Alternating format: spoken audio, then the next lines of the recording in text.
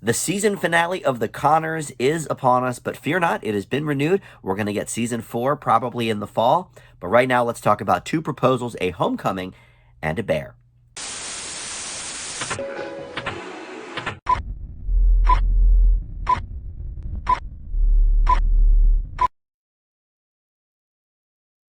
Hey guys, Dan here. This is Dan Reviews It, and welcome to my channel. Welcome to my review for The Conners season 3 finale. It's called Two Proposals, a Homecoming, and a Bear. My name is Dan, and we are back in my basement. And now that I have an iPhone that I record on, not my old Handycam, we can see a lot more of my collection as well. And there's still plenty more shelves where that came from, but for now you can see more behind me, so hopefully you enjoy that. I have been a little bit under the weather the last couple days. Maybe you can hear that in my voice, so I don't think this will be like a, one of my 20, 22, 23-minute Conners reviews, but there is a lot to talk about because not just in this episode, but this season as a whole, we sort of have to go over, right, before we wrap up. So if you are new to Dan Reviews It, thank you for finding this video. Hopefully you enjoy it. If you would like to subscribe to the channel, that would be awesome. We just hit 750 on the subscribers last week, so I would be happy if you were one of our newest ones. But let's get into, I guess, tonight's episode first, and then we'll talk about the season as a whole. So they've been teasing these two proposals for the last couple of weeks now on ABC with their advertisements, and I sort of assumed that it was going to be Dan and Louise and Ben and Darlene. I was not led astray by that. That is exactly what happened. However, I wasn't exactly sure how it was going to work out. So basically, as that storyline begins, Dan and Louise are outside looking at the new RV that Dan souped up so him and Louise can go traveling. And she mentions, you know what, why not for a whole month? Like, why just a weekend here, weekend there? So he gets the idea that, all right, well, maybe when she had COVID, she did a lot of thinking and really missed me, and I want to propose to her. So Becky and Darlene go with him down to the ring shop, and as they're looking, Darlene sort of gets spurred into some inspiration as well, and decides she wants to propose to Ben. Now she's already been thinking about this because in the beginning of the episode, she's sort of making a little model dollhouse sort of thing that she wants to give Ben as sort of a, like a little gesture, a little placeholder, for when they move in together. So her wheels were already kind of turning, but that sort of sealed the deal when they were looking at rings. So to finish that part of the storyline off, she goes to visit Ben in, the back of the hardware store where he's been living and sleeping and, of course, working there as well. But they sort of, have a little jokes, a couple of repartee type things. And then she gives him the house. She gives him the ring, pops the question, and he says no. That was a hard one for me. I definitely started tearing up as he, started going into the reasons that she's always sort of put him on the back burner, put him aside. And, to be honest, look, I don't know that I can blame him. I mean, it has been a couple of years now that she's, first she was sort of cheating on him with David, and then, the whole let's stay in the house and help my dad out, and then, oh, I want to go to Hawaii, and this and that. So I get it. It's hard to hear, but he needed to, at the end of it all, sort of just take a break. He wasn't breaking up with her, but he said, look, I need some time to think. If you press me for an answer now, then yes, we're breaking up, but, I'd rather wait. So, all right, fine. So she goes back to the house, sort of tail between her legs, but she doesn't tell anybody until Dan comes in, sort of looking very sad, sort of putting on the act that Louise said no, but it turns out she didn't say no.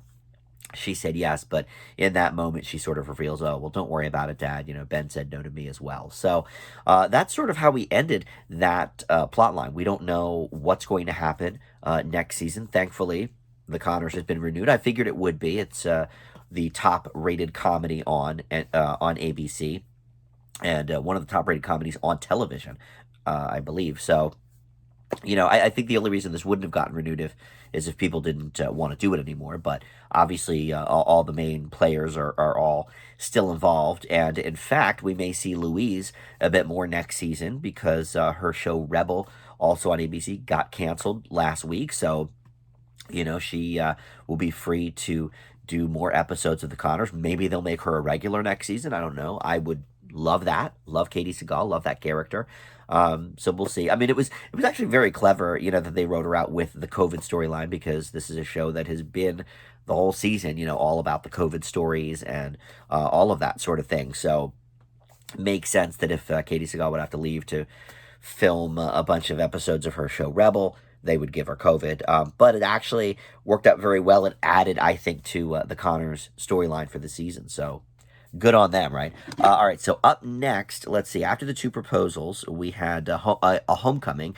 So let's talk about that. That was with Maya Lynn Robinson. I think that's her name, coming home as Gina, who we have not seen, I think, since season 1 of the Connors. I think maybe once in season 2. We haven't seen her this season at all. I think maybe in season 2 we saw her over like FaceTime or something, but I don't believe we've even seen her over FaceTime or anything this season. Maybe I'm remembering wrong, but either way, her show actually just got canceled as well. It wasn't on ABC, it was over on CBS, The Unicorn, which, by the way, was a great show, and I'm very sad that got canceled. It's one of my top 3 comedies on the air right now, and The Connors is one of them as well, but that could mean we see more of her next season as well.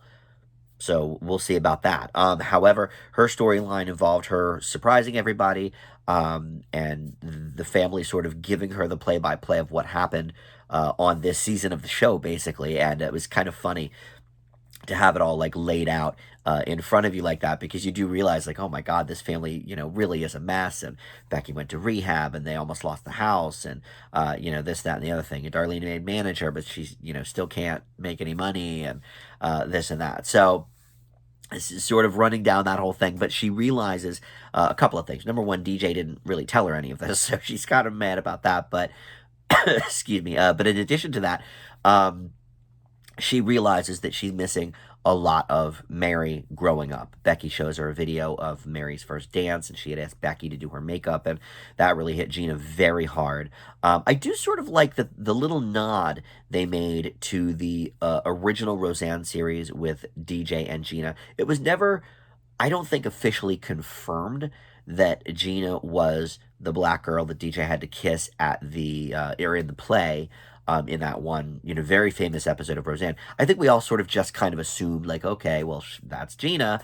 But until she said it in this episode, like, oh, yeah, I remember, my first dance with DJ and whatever. I'm not sure if it was ever, like, official until then. So I like that they did that. It was a nice little nod to us, the fans that have been there for 20 years, saying, yes, this is indeed the same Gina. So I liked that a lot. In addition to that, by the end of the episode, she decides to retire from the military and move, back closer to home, take Mary away from the house, not with any bad blood or, anything like that. It just wants to be a family with DJ and her daughter again, all together under one roof. So, they're going to do that. But like I said, I hope that means we'll see more of Gina next season. I mean, we didn't see hardly any of DJ this season, of course, which is fine. He's a rotten actor, but and they also don't give him any lines that are good anyway, or storylines for that matter. But that's fine, if we see him or don't. But I would love to see more of Maya Lynn Robinson, because I really like the Gina character, and I think she's a funny actress. She's good. She was good on The Unicorn, and she was good the couple episodes she was in The Connors way back when. So I would love to see more of her. And then the final story of tonight, the Bears. Now, that actually has to do with what happened last week with Jeopardy and Jackie losing on Jeopardy. Aaron Rodgers was the host, which I really hated. I was bitching about it here on the channel in my video, and I actually, it's not a complete reversal of that. I still think anybody going on a game show in a sitcom, I think it's cheap. I think it's a hack sort of storyline. But One thing I didn't realize, because I don't follow football at all, is that apparently there is a fierce rivalry, and maybe I'm an idiot for not knowing this because it dates back to the 1920s, but Green Bay Packers and the Chicago Bears have a huge rivalry, and Aaron Rodgers has played all of his seasons for the Green Bay Packers. And so Jackie sort of uses losing on Jeopardy and becoming sort of a viral meme, with her sort of back and forth with Aaron Rodgers and her stupid answers. She uses that to her advantage. She starts an Instagram and she promotes the lunchbox with like, hey, come on in and meet, the crazy woman who, went toe to toe with Aaron Rodgers and all this, and all you Chicago Bears fans, come on down. So actually, I think it worked out kind of well. I mean, I still hate the storyline. I hate that she went on Jeopardy, but whereas last episode was just sort of stupid and hacky, I actually liked the way this episode sort of launched that into something else and brought it back to the lunchbox as well, because we really haven't done much with the lunchbox this season. A few storylines with COVID. Jackie was doing deliveries for a while. Amelia was there cooking for a while. There was a couple of side stories here and there, but nothing, really concrete. And so I like that it still is kind of the C story of tonight, but at least, they were doing something with the lunchbox. So I liked that a lot. Now, we didn't see Emilio in this episode, but we did see Neville, who is Louise's brother / Jackie's boyfriend. And he, in the middle of the episode, decides to put up money to make the lunchbox, even a bigger deal. And I don't know if he specifically wants to be a partner. They didn't really, I don't think, talk about that, but he wants to be there for Jackie, prove to her that he really, believes in her and all that. I actually thought maybe there could be a proposal there, too, between Neville and Jackie. I wasn't sure, since the whole episode was sort of, centered around these proposals. That didn't happen, and it's probably for the better, because I'm not sure how much I would have liked that. But, all right, so overall, I'm going to leave this episode with a B. I didn't think, well, and, I'm a little under the weather, so laughing kind of hurt, so I really didn't laugh that much with this episode. I'm not sure how much of that was me just, having a sore throat and runny nose, or if the episode just wasn't all that funny. I thought there were some interesting moments, some heartfelt moments for sure, certainly with Darlene and Ben, and with Becky and Gina a little bit as well, surprisingly. But I don't know how to feel about the Ben storyline. I can see where his character's coming from, but I really, really don't want them to lose J.R. Ferguson. This is a great cliffhanger for the season. So I like that. I like that we'll hopefully resolve some of that when we come back in the fall. But I hope J.R. Ferguson is still a full-time member of this cast, because I really do like him being there, being a part of the show. But I don't know. I also want to see Darlene happy, so whether it's with him or whoever. But, I mean, hey, she had a connection with Brian Austin Green's character, too, but he really didn't seem like the settling down type. So, all right, well, let's move quickly here into the season as a whole. And I thought this was a very uneven season. Some of those first episodes were not good. Last week's episode was not good. But it found its groove probably, 5 or 6 episodes in. Once we sort of introduced the idea of Darlene becoming a manager, that was very cool, and sort of going up from there. And I liked a lot of the storylines. I liked the introduction of the Neville character. I think that was this season. And I liked a lot of, what Becky was going through with rehab, and that gave us some good episodes. But overall, I think this was very uneven. And I don't think it's the show's fault necessarily, because this is, obviously a tough year, A, to do comedy, and B, to do a television show, because it's a matter of, do we include COVID in our stories or don't we? And The Conners has always been about, and Roseanne before it, has always been about, being, tackling issues head on, being current, while also being timeless, though. So I think they talked about COVID enough. I think it was a part of almost every episode. We at least saw like a mask or something in just about every episode, even though I go back and forth on how well they were utilized. Not too well for my taste, but I like that they were including that. So, you know, I want to grade this season a little bit on a curve because I do think it's hard to do a continuing storyline on a comedy show with COVID. Not that many shows tackled it. Even dramas.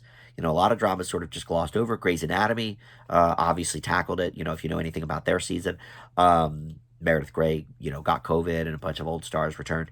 I don't watch the show. I just read the news, but Blackish covered it, but again, that makes total sense. Like Blackish is always about the current topics, the cutting edge, all of that. So that's no surprise. But other than that, not many shows really did deal with it. So I have to give them props for that. How it worked, I'm not so sure. I think it was definitely a rocky start. So overall, I think this season for me teeters somewhere between a B plus and a B. I think it really found its footing, other than last week. And the previous maybe like 5-6 episodes were all like really pretty solid. And there was a couple of A's early on in the season as well. I'm impressed they got 20 episodes out too, because a lot of shows had shortened seasons because of starting late due to COVID and things like that. So I think overall, I'm going to leave this season of The Conners with a B. I think a B plus would also be acceptable if we're grading on a curve for some of the COVID stuff, but I think a B is probably pretty solid for this season because it had a lot of ups and downs. But I'm excited for the new season. I hope we see more of Gina. I hope we see more of Louise. I hope we still see Ben. I hope he's part of, I hope they don't like break up in the first episode and then we never see him again. I hope a lot of those things. And I hope we see more with the Lunchbox. I like the direction that's going as well. Even though I didn't love sort of the impetus for that in this episode, but it makes more sense now that I sort of know the football history of the big rivalry between Chicago and Green Bay. So that makes sense. But all right, that's gonna do it. I'm my nose is running and my throat is sore, so thank you for watching. Please, during the summer, check out my other videos. I do TV news and reviews every single week. We talk about all things TV, and I review all of the brand new shows that are debuting that week. I do movie reviews all the time. There won't be a Masked Singer either this summer, but I do Masked Singer recaps as well. But there's a lot of interesting stuff on the channel. So if you do just come for the Conners, please check out my other stuff. I would love to have your feedback on some of that stuff as well. But if not, if that's not your thing, well, then I will probably see you next season, hopefully September, maybe October, for the Conners Season 4. Thanks so much for watching, and we'll see you next time. Bye.